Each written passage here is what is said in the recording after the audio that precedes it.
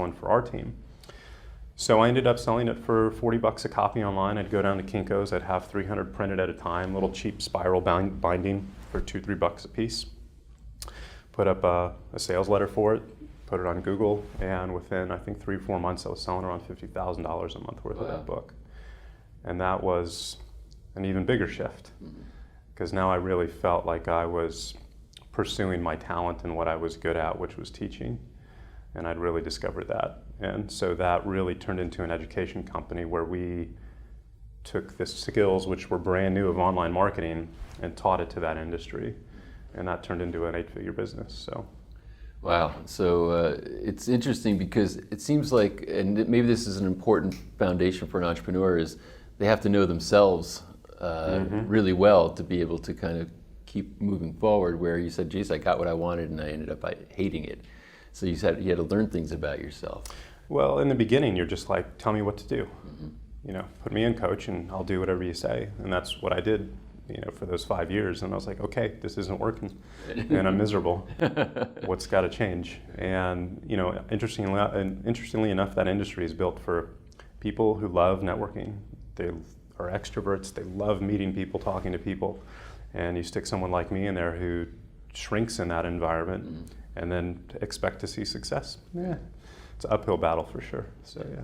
So if someone were to ask you, so what do you do for a living? How would you describe it? You know, previously I've really just considered myself an educator in the fact that I tend to build companies based on my own personal challenges. So whatever my biggest challenge is in life, I'll go work on the solution and figuring that out for many years until I do, and then I'll teach other people who have that exact same problem what I learned. And that's really been the heart of what I've done for the last 12 years in 2 different companies. Now we're, you know, with that, I've been challenging myself in new ways to, you know, push myself as an entrepreneur in general outside of that realm, which has been an interesting learning experience as well. So. Yeah. Well, recently you've been writing a lot of great copy, because I've been reading it, around cryptocurrency. What got you attracted to that? You know, I don't remember exactly what caught my eye, but I found Bitcoin in 2012. I bought my first Bitcoin in 2013 on Mt. Gox. 2012 was a little too sketchy. You'd get on these forums or blogs and it would be, send this anonymous person your credit card info and money, and they'll send you this Bitcoin back. And at that time, you know, it was probably pennies, fractions of a penny. So unfortunately, my radar went off a little too late, or a little too soon, I should say. But 2013, I set up an account on Mt. Gox and bought 500 Bitcoin and just was like, hey, if nothing happens, great, Vegas money. Right. If something does happen, great. And unfortunately, a year later, Mt. Gox got hacked and I lost all my Bitcoin. Oh my goodness, so, wow. That's real unfortunate. Yes, yeah. So I paid attention to the industry a little bit. I think I bought back in when Bitcoin was about $700 in 2015, 2016. I don't remember the exact date. And started to notice what was going on with Ethereum as well when it was about $5, $6. And at that point, I really started to dive into that industry in a pretty big way. And I saw what was going to come from that in the next 10, 15 years pretty quickly. So. Was there something about it, sort of, either spiritually or philosophically, that you said, wow, the idea of a non-government controlled currency intrigues me? Is that one of the things that brought you there? Yeah, well, you know, for sure. I was buying gold in 2006, 2007, buying silver, you know, when it was $7. Saw the writing on the wall with the financial collapse, and for anyone who was studying economics and finance at that time, we should have seen the entire thing collapse. Right. And it took trillions of dollars in money printing to, you know, prop it up and keep it alive. So I've always had a bit of distrust around people in power who have control over an unlimited bank account and credit card, and you know, we're the ones who end up paying the bill. So yeah. Yeah. So now, now that you've seen all the things unfold and things continue to unfold, it's a fascinating world, the whole cryptocurrency and blockchain world. What do you see moving forward? What do you think is going to happen? You know, it's really interesting. There's two sides of it. There's the truly decentralized currencies like Bitcoin that basically cannot be controlled.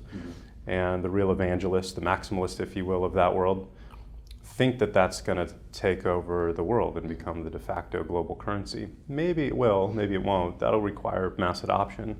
So what I've been most interested in following is how our government, specifically the US, is going to react. Right. Because you're not going to see mass adoption if they come out like China did and say crypto and Bitcoin's illegal. Right. You'll get pirates and rebels who will use it, but if you can't buy Starbucks with it, it's not going to reach that point.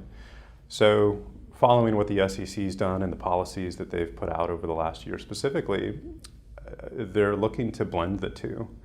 And I don't know exactly how that's going to work out, but the genie's out of the bottle at this point.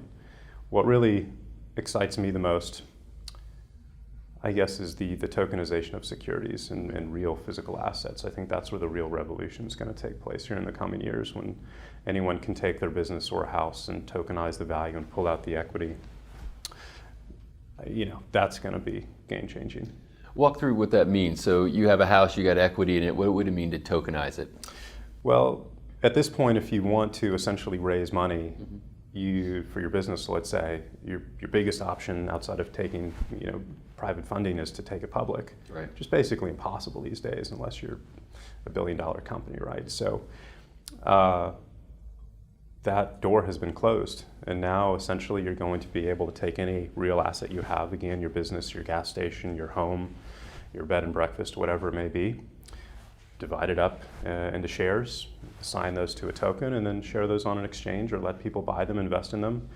You can take quarterly profits and automatically distribute those based on a per token basis to everybody's wallet who owns it. And it can be as fast and as simple as that. So basically the token becomes your stock or your equity that you're selling into a public marketplace that people can invest in. Yeah. And now you're starting to cite the whole, well, how's the SEC going to look at this? Because they kind of, there's regulation around securities and who can offer them and how they're offered, et cetera. So what's the current status of that as far as the SEC is concerned? I think it's going to be treated the same way as stock. Anybody can jump on E-Trade and buy stock right now. The difference is what assets can you turn into stock, basically, and how easily can you do that? And that's really where the big change is going to take place. So lots to figure out yet, but I think that's going to be game changing.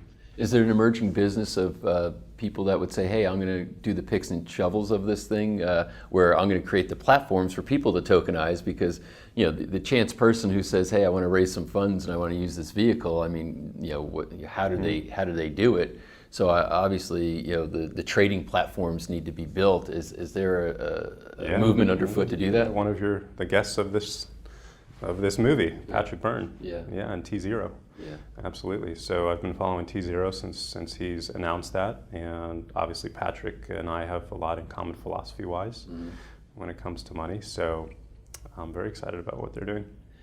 And what role do you want to play moving forward in all this? The role I've taken right now is to help introduce people to what cryptocurrency is about and how to participate safely.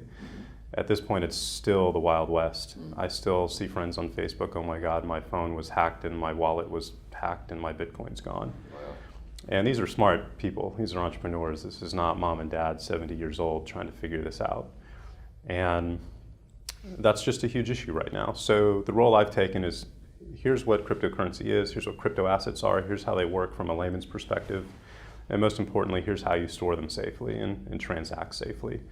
Even you look at the infrastructure we're dealing with right now, and outside of Coinbase, you're dealing with My Ether wallet and all of these other tools that, unless you're an engineer, software engineer, or programmer, you're going to have a tough time trying to figure out just how to use it.